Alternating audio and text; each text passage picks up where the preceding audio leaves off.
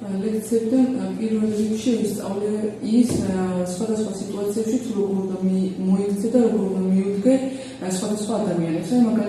მაგალითად კონფლიქტის ფარგლებში როგორ უნდა მოგვაროს სიტუაცია მოსწავლეებთან და მშობლებთან.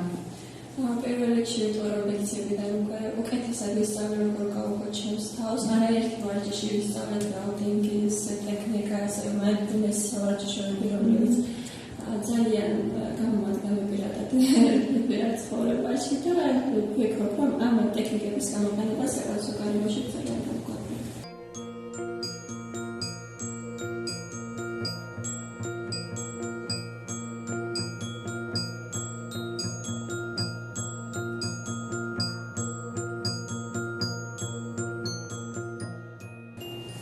ფსიქოსოციალური წიგნიერების დუბლის ამაღლება სტუდენტებს დაეხმარება და დაიმჯობესონ როგორც საკუთარი ემოციების მართვის, ასევე სოციალური ურთიერთობების მართვის უნარები.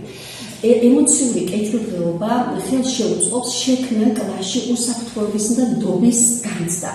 მასწავლებელი, რომელიც ემოციურად კარგად გრძნობს თავს, ის კარგად რეაგირებს სხვადასხვა მოსწავლეების საჭიროებებზე, დროულად ახდენს რეაგირებას სტრესის ნიშნებზე, სოციალურ-ემოციური უნარების და შესაბამისად ქმნის მზრუნველ გარემოს.